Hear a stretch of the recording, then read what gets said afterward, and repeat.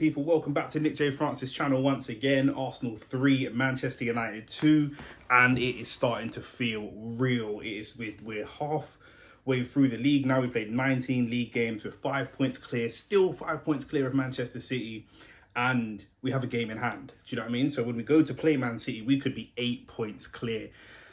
Wow, you know, we're on 50 points. 50 points halfway through the league. If we could, only one team has ever hit 100 points in the Premier League era, and it's possible. If we do everything, if we replicate the first half of the season and copy and paste into the second half of the season, we could hit 100 points. That we have 2 games against Man City still to go, and Liverpool at Anfield. In terms of big challenges, those are the big challenges that we have to get over in terms of league games and big names, and everything after that are teams that you would expect us to be. Everything after that is going to be games where we will be the favourites to go and win.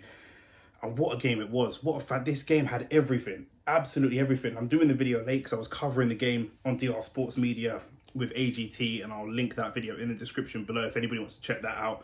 But I had to get this video out. You know, I had to just chat to, you know what I mean, my people directly, to just talk about how I feel about this game, because 3-2, and this game had everything, you know. Statistics wise, first of all, Man United went up, and statistically they haven't lost a game this season when they have gone, not just this season, they haven't lost a game in their last 26 games. When they score first, they win 21 and they draw 5. They don't lose games from scoring first. We would have to do something record breaking in order to win the game. Once they go up, then we score. But we don't only score, we go up. We don't tend to concede leads. Once we're up 2-1, they score again. So now it's 2-2, and it's just a whirlwind of emotions. And I said on DR Sports with AGT, he disagreed, many people disagreed, but I said this game for me, the golden age of the Premier League. When you talk to fans all over the world about the Premier League, the years they remember are Manchester United versus Arsenal. This is what it's all about. This is still the biggest fixture in English football, as far as I'm concerned. It's still the biggest. I think it's bigger than Man United, Liverpool. I think it's bigger than Arsenal, Tottenham. You know, some games might be spicier, more spiteful, but this game just brings back so many great memories, and we share so much fantastic history. And there's a healthy respect there. We've built a lot of our history off of the positives, off of beating United and beating United to titles and things like that. They've built a lot of their history off of beating Liverpool, beating us, and the things that they've been able to do. So there's a healthy level of respect there. And I want to, you know, just thinking back onto that respect that we have for one another and that history that we've shared, I actually want to start this video by saying something positive about Manchester United. And I'll say Manchester United are back. There's lots of talk about, are they back, are they not back? Manchester United are back, and I'll tell you why they're back. When you're playing a video game like a Mortal Kombat, a Tekken, you're going up the tree and you're fighting villains, and the villains are getting worse and worse and harder as you go up the tree, right? Man City still feel, and we have yet to play Man City, but Man City still feel like the top boss, the final boss that before you complete the game. That's Man City. But we've played everybody except Man City so far in this league, and I have to say, Man United are the secondary boss. They're the boss just before you get to the crazy boss. They're the second boss that you have to complete before you get access to that final boss. And that, for me, is a huge compliment to Ten Hag and a huge compliment to Manchester United, because where they were before, they were whipping boys before, you know, and they've really come back. You know, they've got a couple of players out. Casemiro was out, Martial was out. They have more signings coming in the summer. Weghorst only a second game, and Arsenal away is a hard second game. You know, they've got time. I think that they'll be able to build something special. But now that's out of the way, the attitude and the mentality from this Arsenal team, the first goal was just great play from Marcus Rashford. Great play, beats 1, beats 2, strike, near post. Typical Marcus Rashford. This is what Marcus Rashford does when he's at his best. He's at his best at the moment. He's on form. He's just confident. But the overall team performance, you know, he was doing a lot of stuff on his own. Anthony was useless on the other side. Whereas with our team, we're so much more balanced. We've got SAKA on one side, Martinelli on the other side. Martinelli has dropped the levels for the last few weeks since the World Cup. Seems to be a little bit distracted. I don't know if it's a contract issue or what. He doesn't quite seem to be himself. But our team is so much more balanced. We've got Ødegaard in the 10. They don't really play with a 10. They play with a midfield 3. And the second half, I mean, the first half I thought was okay. We played some good football, but we just didn't get enough shots off on, you know, one shot on target for the whole of the first half. And by the end of the game, we had 25 shots to their 6. And that tells you how much we just spammed their goal with shots towards the second half. And I said at halftime, we need to have more shots. You know, David De Gea was suspect. David De Gea's a good keeper, but he's not the David De Gea he was, you know, in years gone by. And so I just felt like, you know, this is a very winnable game if we can really test this keeper. Their goal had an element of luck. Ramsdale makes a mistake, goes for a catch, doesn't quite get the catch, punches it, flaps at it. Martinez gets the header in. But Eddie Nketiah, you know, we're talking about comebacks. We all talk about Granit Xhaka, comeback story. Eddie Nketiah is somebody that everybody was saying, some people say he's not even a Premier League level striker. That was a common thought process. That was a common opinion. This guy's a championship level striker. And now, if he were to win the Premier League this season and get a medal, he would have earned that medal, right? It won't be like a Rob Holding or an El Neni that was part of the rebuild. They deserve the medal because of what they've done for the club overall. Eddie Nketiah is playing a massive part. He has 7 goals in his last 7 starts in this league.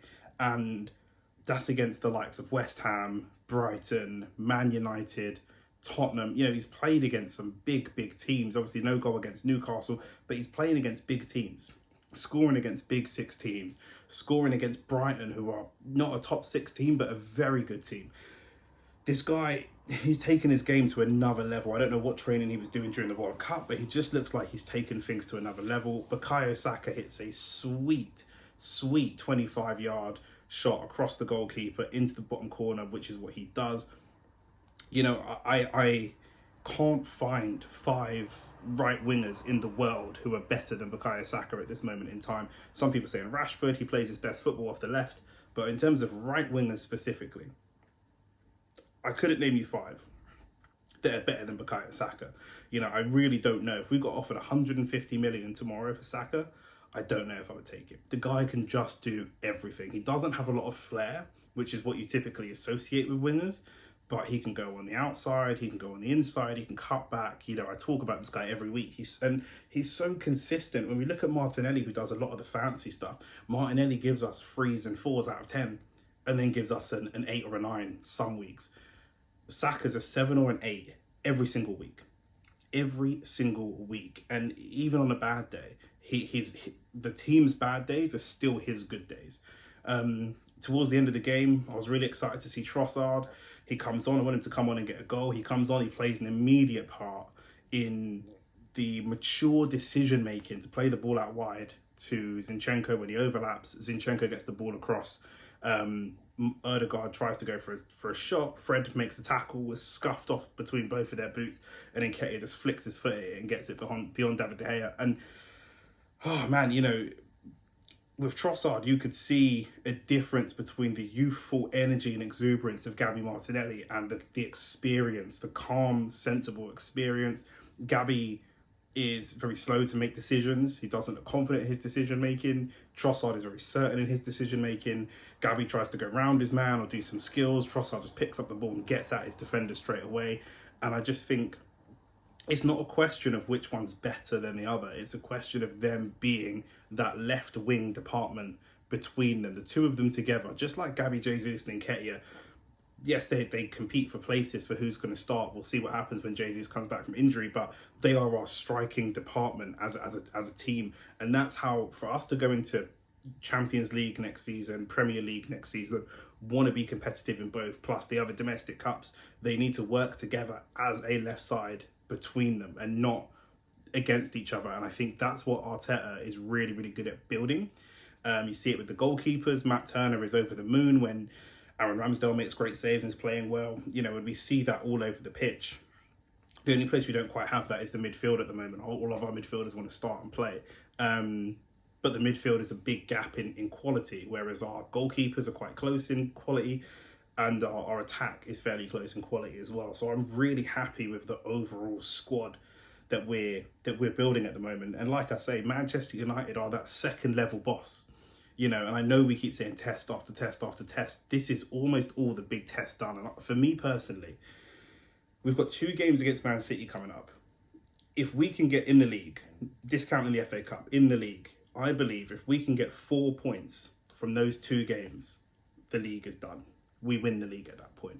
I really do believe that. We have to go away to Anfield. I think we'll win at Anfield. We've got Trossard as well, who I think will be licking his lips at going back to Anfield. He scored a hat-trick there recently. They're just on really poor form at the moment, and we're just so slick, so slick. I mean, the football that we played today was very, very good against a good, defensively sound. You know, Wan-Bissaka has a mistake in him.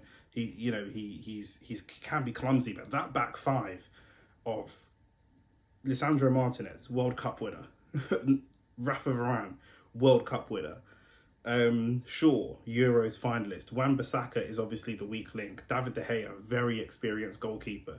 That back 5 is a very, very good back 5. That back 5 has kept clean sheets against a lot of good teams. This is the same United team that beat Manchester City 2-1, minus Casemiro. So we can take a huge amount of confidence into the Manchester City game. We know that we can go blow for blow with Man City at the moment. They have Haaland, who is just a superstar. But we have to be confident that we can do something against this guy. We have to be confident in how we play. Even if we concede, we've got to be confident that on the other side of the pitch, we can outscore our opponents. That's the Arsenal way. It's not always, you know, in the old days it was 1-0 to the Arsenal, and going into the prime Wenger days, you score 2, we'll score 4. I'm shattered because it's so late, because I've been traveling home from the studio and all types of stuff, so I'm sorry that this video is late. But we've got City in the FA Cup as well on Friday, and that's going to be a good test. That's going to be a good mental test for us to play Manchester City and just feel them out. Get comfortable, get used to being in the Etihad. For me, I think that if I had to gamble, I can imagine us losing the FA Cup game, going back there in the league and smacking them. That's what I can imagine happening. And we have more players coming in as well. And every time we bring in a player, we're bringing in the right profile of player. When we talk about the right profile of player, look at Trossard today. It's only 15-20 minutes, but we play a very specific style of football, and he's able to walk in and just start playing it straight away and look good and get himself involved in goal creating actions, and that's huge for his confidence. But yeah, sorry, low energy on the video today because I'm shattered, but I'm honestly over the moon, and it's just so good to see Arsenal and Manchester United, to be honest with you. I know they're a rival, but it's good to see us both back.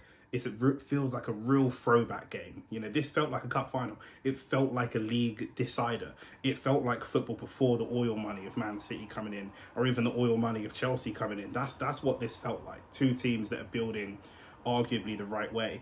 And it was just a great game of football. Obviously, things went our way, and, you know, Eddie Nketiah, does Gabby Jesus even get back into this team when he comes back from injury? Does he go straight back in? At the moment, I don't think he does. I think he has to earn his place back into this team, and that's exactly what we want when we sign players. But that's all I've got time for now. Peace.